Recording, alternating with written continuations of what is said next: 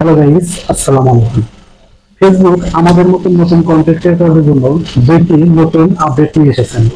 আর যে আপডেটটা আমার মতো নতুন কন্টেন্ট ক্রিয়েটর যারা আছেন তাদের জন্য অনেক সুসংবাদ এবং অনেক প্রয়োজনীয়। প্রথম আপডেটটা হচ্ছে, আমরা যখন কোনো কন্টেন্ট পোস্ট করি, পোস্ট করার পর দেখা যায় 2-4-5 মিনিট পরে সেই কন্টেন্টটাতে কপিরাইট ইস্যু চলে আসে। আর এই কপিরাইট ইস্যুটা চেক করার মতন কোনো অপশন ছিল না। সেজন্য ফেসবুক একটি আপডেট নিয়ে এসেছেন। আমরা যখন কোনো কন্টেন্ট পোস্ট করি, পোস্ট করার সময় এই যে দেখতে পাচ্ছেন, নিচের দিকে স্লাইড করবেন। নিচের দিকে স্লাইড করার পর দেখতে পাবেন লেখা আছে কপিরাইট চেক। আমরা যখন কন্টেন্টটা পোস্ট করব, পোস্ট করার সময় সেই কপিরাইট চেক অপশনটা অন করে দেব।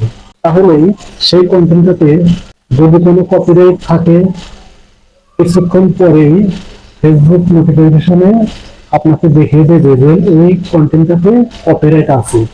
আর যদি কপিরাইট না থাকে তাহলে সেটা নোটিফিকেশনে জানিয়ে দেবে। পরবর্তীতে সেই কন্টেন্টটাতে আর কোনো কপিরাইট ইস্যু আসবে না। এটা হচ্ছে প্রথম আপডেট।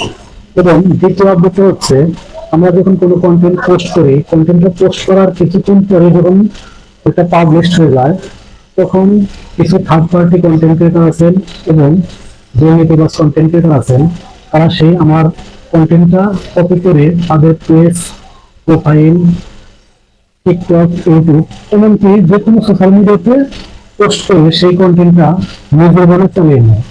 এর জন্য কোনো প্রতিবাদ করার সুযোগ ছিল না এবং সেই কন্টেন্টের জন্য আমার এরকম কোনো দাবি করার সুযোগ ছিল না। তো ফেসবুক কোম্পানি ভিতরে যে আপডেটটা নিয়ে এসেছে, এটা দেখতে পাচ্ছেন, আপনার কন্টেন্টটা যখন পোস্ট করবেন, পোস্ট করার সময় আবার নিচের দিকে স্লাইড করবেন, দেখতে পাবেন কন্টেন্ট প্রোটেকশন।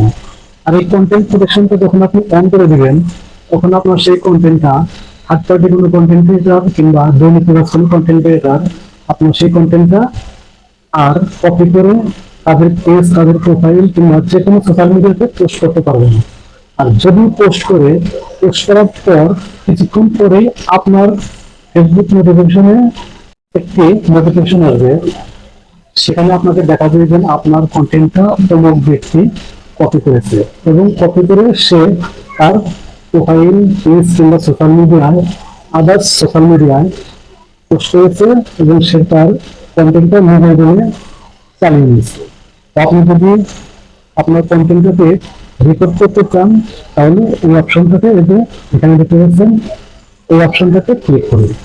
তো আপনি যদি চান যে আমার কন্টেন্টটা কপি করেছে, তাতে কোনো আমার সমস্যা নাই, তাহলে জাস্ট ওকে। আর যদি বলেন যে না, আমার কন্টেন্টটা সে কপি করেছে আমার অনুমতি ছাড়া, তো আপনি চাইলে তখন আপনি এটি রিপোর্ট করতে পারেন এবং আপনি রিপোর্ট করার সঙ্গে সঙ্গে আপনার কন্টেন্টটা যে ব্যক্তি কপি করেছে তার মনিটাইজেশনে কপিরাইট ইস্যু দেখাবে। আর আপনার সাথে কন্ট্যাক্ট, যোগাযোগ এবং সমাধান না করা পর্যন্ত তার মনিটাইজেশন থেকে সেই কপিরাইট অপশনটা যাবে না। আপনি যদি তাকে ইউজ বলেন, তাহলে সে তার কন্টেন্ট মনিটাইজেশন থেকে কপিরাইট ইস্যুটা চলে যাবে। তো এটাই ছিল আমাদের নতুন নতুন কন্টেন্ট ক্রিয়েটরদের জন্য একটা স্বপ্ন, একটা আকাঙ্ক্ষা, যেন আমাদের ভিডিওগুলো, আমাদের কন্টেন্টগুলো অতি সহজে কপি করে তাদের পেজ বা প্রোফাইলে নিজের বলে চালিয়ে নিতে না পারে। এই দুটো বড় আপডেট আমাদের জন্য অনেক সুসংবাদ এবং অনেক প্রয়োজনীয় ছিল। ফেসবুক কোম্পানি সেই স্বপ্নটা পূরণ করে দিয়েছে। আর আমার এই ভিডিওটা যদি আপনাদের কাছে ভালো লাগে এবং পরামর্শ হিসেবে ভালো লাগে, তাহলে অবশ্যই একটা লাইক, একটা কমেন্ট এবং ভিডিওটা শেয়ার করে নতুন কন্টেন্ট ক্রিয়েটর যারা আছেন, যারা এখনো আমরা এই বিষয়ে জানি না, তাদেরকে দেখার সুযোগ করে দিন। সবাইকে অসংখ্য অসংখ্য ধন্যবাদ।